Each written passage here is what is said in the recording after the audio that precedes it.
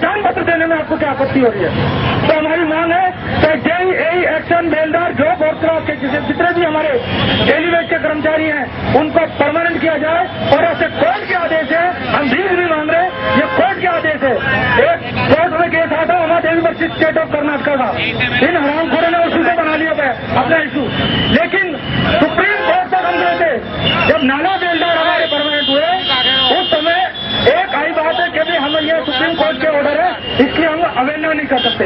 हमने उस पॉइंट को लेकर के सुप्रीम कोर्ट तक गए और सुप्रीम कोर्ट में जाकर के ये फैसला आया कि जो निगम की एमसीडी की पॉलिसी है उस पॉलिसी को आप लागू करो, क्योंकि जो निगम की पॉलिसी है 10 अप्रैल 2006 की, वहां तक सारे कर्मचारी परमानेंट होंगे।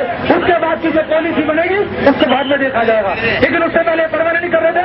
और मैं बधाई देना चाहता हूँ सभी नाला बेलदारों को, सभी जेईई को, उन्होंने उस वक्त हमें बहुत सपोर्ट किया और यही कारण है कि सारे नाला बेलदार नए प्रश्न करते हुए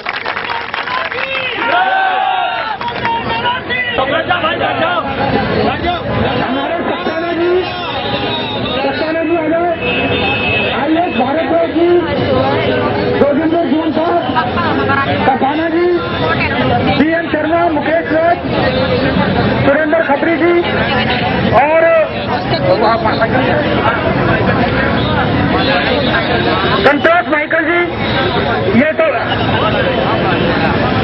साथियों ये डिमांड है। हम एमसीडी के चारों कमिश्नर जिसके पास हेल्थ है, किसी के पास में एजुकेशन है, किसी पे इंजीनियरिंग है, उन चारों ने हमारे को मीटिंग के लिए हमारे दल को बुलाया है। तो हमारी जितनी यूनियन है सबके जो मुख्य आदमी है 11 आदमियों का दल एकदम मिलने जा रहे हैं। तो अब तक मेरी रिक्वेस्ट है कि सारे भाई थोड़ा आगे अंदर गेट के अंदर इन्होंने जगह की है, ये दरिया भी है, तो भी लड़ाई के लिए हम अपनी रणनीति बनाएंगे। इसी मैदान में रामलीला मैदान जो ऐतिहासिक मैदान है, इसको हम ऐसा इतिहास रच के दिखाएंगे आने वाले समय के अंदर जैसा ना पहले किसी ने देखा होगा ना कोई भविष्य में देखेगा। मैं मिश्रा जी के सामने ही एक बात कहना चाहता हूँ, यहाँ धोखे पर धोखा हुआ है आज तक। पिछले 35 वर्षों का रिकॉर्ड, जिसका 1 टन वजन हमारे पास रिकॉर्ड रखा है एमसीडी का, 1 टन हाथ से लिखे हुए 34,063 लेटर लिखे हैं। 863 मीटिंग हो चुकी है हमारे साथ। उनकी सीबीआई से जांच करवाएंगे और आरटीआई डालेंगे। मैं भी घोषणा करना चाहता हूँ इस पब्लिक के बीच में। फिर क्या पीढ़ी दर पीढ़ी शोषण किया गया है, तीसरी पीढ़ी यहाँ पर बैठी है, इनके बाप का शोषण किया, इनके दादा का शोषण किया, और इस शोषण इस 26 जनवरी गणतंत्र दिवस इसके बाद बर्दाश्त नहीं होगा। साथियों खुले आप 17 जनवरी हाथ उठाकर आप प्रस्ताव पास करें। 17 जनवरी को अगर इन्होंने 1 महीना 8 दिन बाकी है, अगर इन्होंने 1 महीने में फैसलों के ऑर्डर लागू नहीं करे तो 17 जनवरी को आप लोग भूखे भी रहना है, उपवास रखना है, मंगलवार है, व्रत रखना है। आपने व्रत रखते हुए और सामूहिक अवकाश लेते हुए इस रामलीला ग्राउंड को शिव सेंटर के सामने 17 जनवरी को अपने बाल बच्चों के साथ में आके आजादी लेने के लिए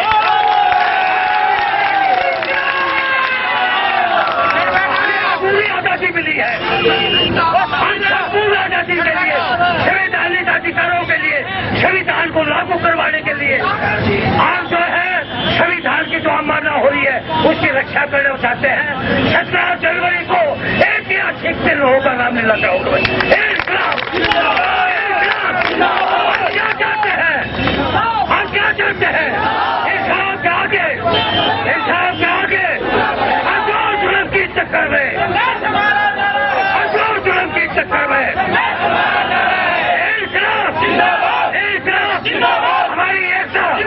हमारी एकता राजेश मिश्रा, जोगिंदर जून, हमारी एकता। धन्यवाद